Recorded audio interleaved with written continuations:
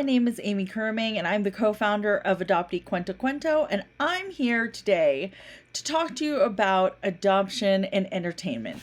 Something we wanted to do within this season 2 space was talk about different topics that are related to adoption and adoptees, and my passion has always been within the entertainment space. It's always something that I've been interested in ever since I was a kid. And I feel a very deep passion and love for television and film and theater. And a lot of what I used to take in as a child really informed me as an adult. And what I mean by that is that the things that I've watched and the things that I've observed even as a very, very young kid watching these television shows and watching different movies, really gave me a perspective of my experience as an adult adoptee. There are things that I watched that really resonated with me as a kid. If you hadn't seen my past story, a little background about me is that I grew up in a Filipino American household. Both of my parents are Filipino. I'm a Filipino adoptee, adopted from the Philippines. So I grew up knowing my culture, and I grew up knowing my language, and I grew up knowing that I was adopted ever since I was a very, very young kid. It's something that was ingrained in my parents. They had taken a class, and that class kind of informed them about how to speak to me as an adopted child growing up and the terminology that they used. And just, it was not something that they told me directly, but it was more of a feeling that I had that I understood from a really, really young age. It's something that I can't really explain. It's more of a feeling more than anything. So it's something that I really felt when I was younger that I connected to. And I want to take you through a few examples of that. Maybe you had seen these films before and maybe they had resonated with you as an adoptee, or your parents, or even just kids watching it may have picked up on something. That the subject matter of this movie was originally a lot deeper than you thought it was. I have 3 specific examples from my childhood of things that I watched that really resonated with me as a kid. And I watched them when I was really young. These movies and television shows came out around the time that I was born, so I watched them a little later, maybe in the early 90s to mid 90s when I was a kid watching a lot of television. It's just the way I grew up. I was watching a lot of TV as a kid, and for some reason, without directly knowing about my adoption or without my parents ever saying those words to me, resonated with me on a level that I can't explain. It was more of an emotion than anything. So I'm going to tell you about them.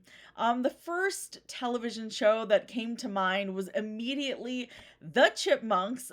Yes, starring Alvin, Simon, and Theodore, the Chipmunks, and their foster father, Dave, who I say foster father, but he actually was their adoptive dad. I mean, you wonder where these chipmunks come from. How did they get to Dave? And there was actually a backstory that happened within the cartoon that told the story of how the chipmunks came to be. In that episode, Alvin, Simon, and Theodore are curious about their mother. So they go out and they go and look for her. And then they find her in the woods. Like... They find her. Her name is Vinny. She tells the story about how they ended up with Dave and how it was a really cold winter and she had to make a journey and felt like she couldn't care for them properly. And she loved her babies. She loved Alvin, Simon, and Theodore, but felt that they would do well with Dave, who was very kind to animals and who had wandered into those woods at some point in his life. And so she saw him as a good example of a father figure, to be a father to them. So she left those babies at his doorstep for him to pick up and take in and adopt as his own. He has always thought of those 3 as his own, even though they call him Dave. They call him Dave, they don't call him Dad, which I thought was really strange. Watching, I remember when this episode, I came across this episode. They used to show reruns of the Chipmunks, and I just remember that feeling of them reuniting with their mother was something that really struck me as a kid. Especially toward the end of the show, that particular show where Dave had gone to the window. He'd left them to explore and to get to know their mother and that side of their family, biological family, and then he had seen them having a party inside, and he noted how happy everybody was, and he said, you know, if they're happy here, then that's what I want for them, even though he was sadly walking away. And I thought this was the saddest thing I have ever seen as a 4-year-old, 5-year-old watching the show in 1989 and 1990. And I remember weeping, thinking, you know, this is what it must feel like to have this much love and then kind of relinquish that, and you know, as long as my children are happy, this is what I want for them. But that's not what happened, of course. The chipmunks ran after Dave once they found out that he had been there, and their mother, you know, said that this is your home. This you belong with Dave, and they went with Dave to be part of his family. And I don't know what it is about that story that really shook me to my core, but I remember weeping as a kid watching Dave walk away from his family, and them running to him saying, no, you're our family, like this is where we belong. And that was, I think that's definitely a very young understanding that I had of adoption, kind of like having that love for somebody and then letting them go and taken in by somebody else who also loves them. I thought that was, it's incredibly poignant for for a show about the chipmunks. Like I talk about this episode to a lot of people, and it's not something that they're very familiar with. So I know there had been a YouTube channel where they had older episodes, so I hope to find that, and I hope to link it so that you may be able to see it too. But along the lines of also thinking about the chipmunks are their female counterparts, who are the Chipettes. And if you didn't know, they are also they are also adoptees. They are from, I believe it was an Australian orphanage, because I remember they got into the pouch of a kangaroo. They're chipmunks. They're very tiny. And I remember because they kind of wanted to use Annie as the background for the Chipettes. So their background story is that they had been in an orphanage, and they had a mean person at the orphanage who was their caretaker, but they desired to do more with their lives and to do other things. And so the background of this is that they are already the Chipettes. They are stars in their own right. And the girl who had taken care of them goes to meet them backstage, and they remember her immediately. Like, she was the girl in the orphanage who helped take care of them. And so they flash back to the orphanage, and then they sing songs from Annie. They are literally in the, I believe it was the air conditioning system, when Jeanette and Brittany started singing Tomorrow. It was... It sounds funny in you know, thinking about it as a cartoon, but the fact that they had, you know, consciously put these Chipettes into an orphanage, still, you know, related to Annie, just really resonated with me. Like, this is a part of their story. They are also looking for a family, and they're looking to, you know, either be adopted or to find a family who loves them.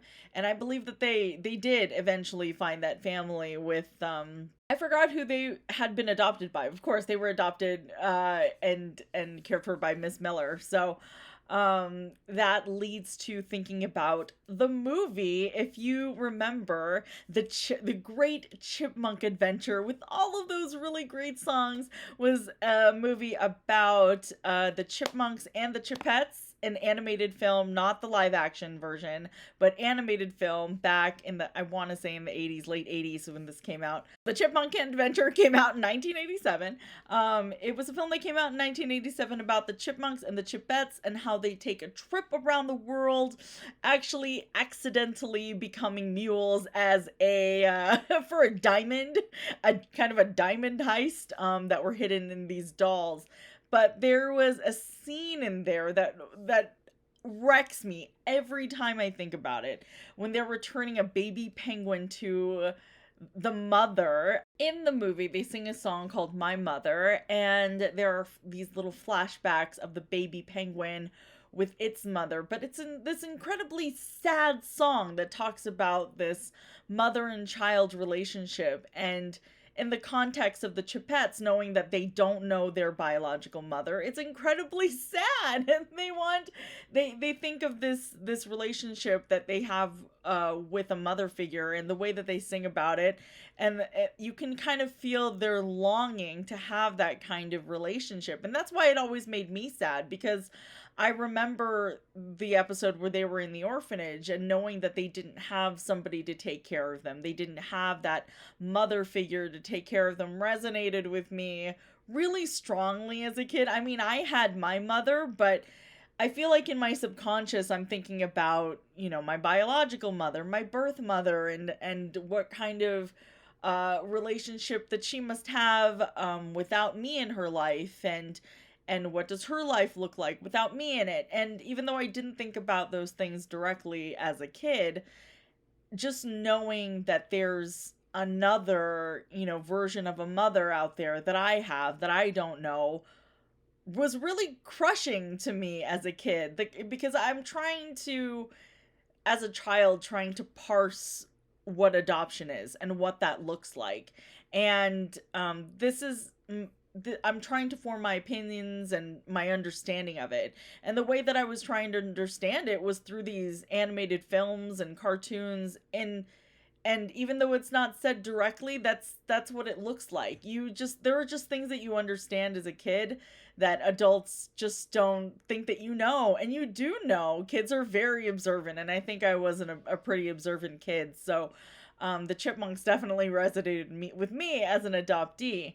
And the last children's film I'm going to talk about is Follow That Bird, which is, I believe it was Sesame Street's first major film production starring Big Bird. And the plot of that movie is that Big Bird is kind of feeling like he needs to be with other birds. There is a society that tells him that he needs to be with people of his own kind. So he needs to be with other birds. He shouldn't be on Sesame Street where there's a Snuffleupagus and Oscar the Grouch in a garbage can and human people walking around. He needs to be with birds of his own kind, meaning a family of birds. So he thinks that he needs to be with a family of birds, and these family of birds, the dodos, they take him in and try to adopt him and try to, adjust to him being in the family. He has to adjust to being with other birds. He's not the only bird now. But he doesn't look like them. He doesn't act like them. He doesn't feel like he's part of this family. And so the plot of this film is for the characters of Sesame Street to get their Big Bird back. That is the plot of the film. But it really resonates as an adoptee, as a kid, because Big Bird's trying to find a family of his own, and he's trying to find people who look like him, that biologically, which is something that a lot of adoptees feel, I always hear it's like one of the number one things. You want somebody to look like you. You want to fit in biologically. It's not for everybody, but it's definitely for a lot of people. Growing up in a family where you don't look like anyone else is often a big deal, because you look back in the mirror and you realize you don't look like any of these people who are in your family, and it makes you feel like the odd one out. And so in this film, Big Bird feels like the odd one out, right? He wants to fit in and he wants to be with other birds, and it's incredibly sad because he's trying to find out who he is, trying to fit in, with the birds, or trying to find his place in Sesame Street. So he goes through this whole journey of trying to understand who he is as Big Bird, as a bird. And I think that that's something that you don't realize really can resonate with adoptees.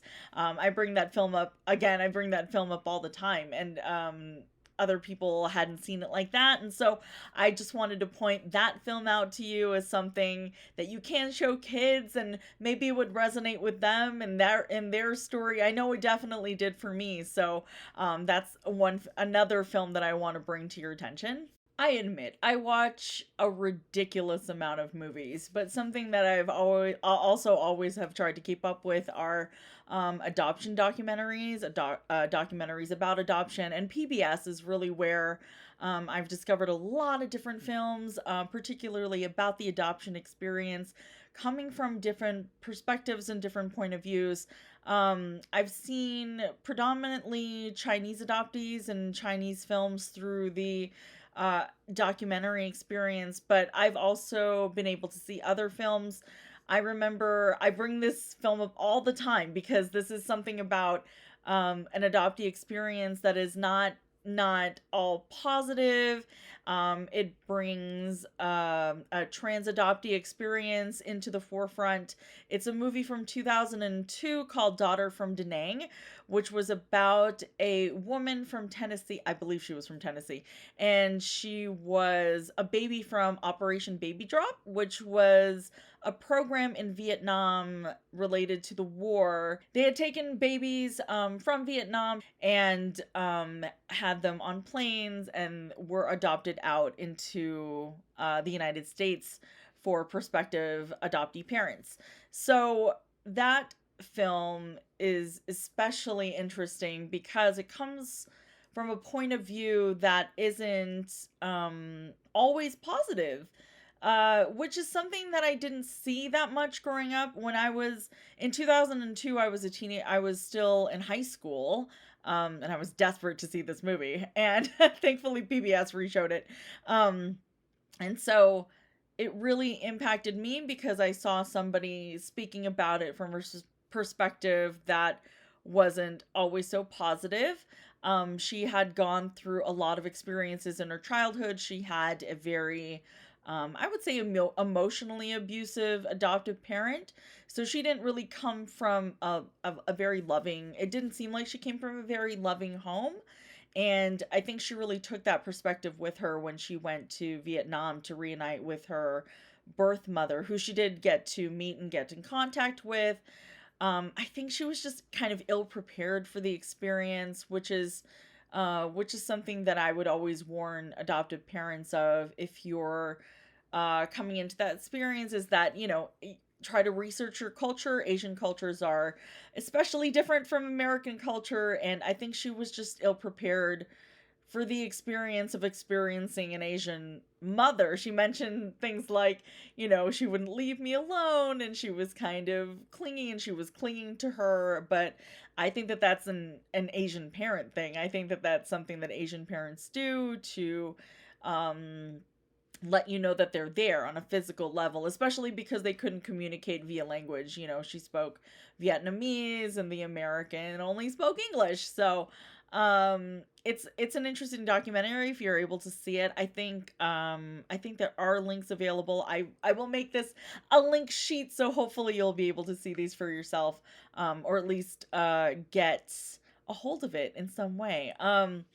Daughter from Da Nang is a documentary that I recommend viewing for every adoptee and adoptee parent, just so you're aware of some of the cultural issues that can come up in reunion, and also the realities of finding your birth parents and having to deal with those things. I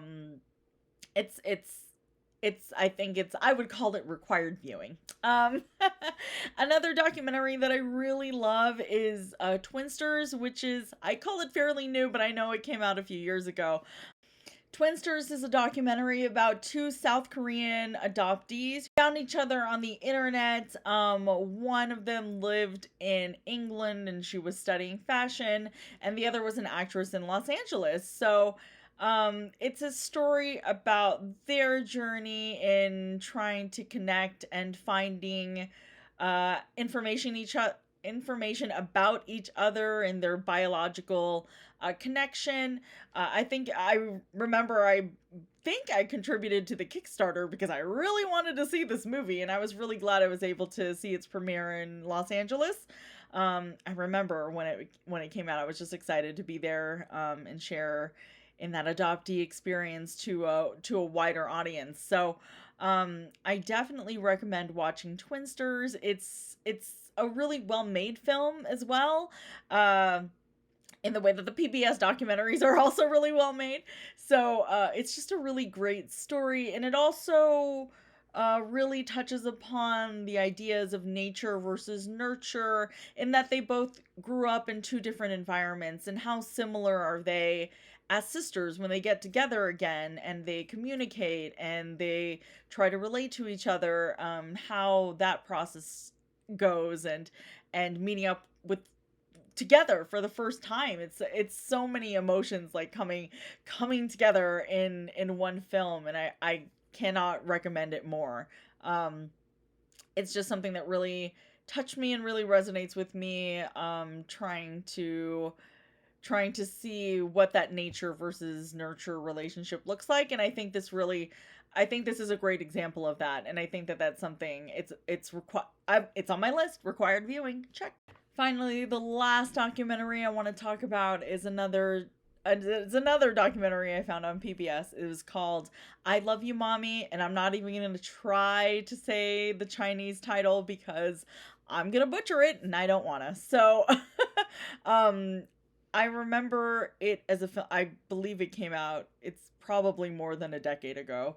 But it was a film about a young girl adopted from China, and adopted by white parents coming to America who had two biological sons, and they wanted a daughter, so they adopted her from China. And it talks about their experience going through this adoption, transnational adoptee experience, and transracial experience. Did I say that already? Transracial, transnational adoptees. It's a journey. I think it's a period over a year and a half that they followed this family, and how her transition was from being an 8-year-old in China to being an 8-year-old in America. And I believe the mother attempted to learn a little bit of either Mandarin for her to communicate with her on a very basic level, but they did intend for her to, kind of be immersed in traditional school and learning English that way. And kids adapt pretty well to. I can't say that they all adapt well to new environments, but they certainly pick up things like a sponge a lot easier than you would if you're an adult trying to learn another language. I think that kids just have a tendency to learn and pick up faster than you would if you're an adult. They immerse this 8-year-old, and then they show her as she's going through the process, which was difficult for her as an 8-year-old coming to America, not being frustrated that she wasn't able to express how she felt, because she speaks a different language than her adoptive parents, and they're certainly not fluent in her language either. So it talks about that story in the period of her adjusting to this new life, and how different things were that period of a year and a half later, where she got to the point where she was forgetting Chinese and only learning English. So it's interesting from that perspective. It's interesting from a perspective of trying to keep your culture and trying to learn to adapt to the new one. It really shows the challenges that come with that new life, and also the sadness of losing a culture that she was so heavily embedded in originally. And it was sad for me personally when I saw her kind of losing touch with that side of her, unable to speak to her foster sister and unable to speak to that family.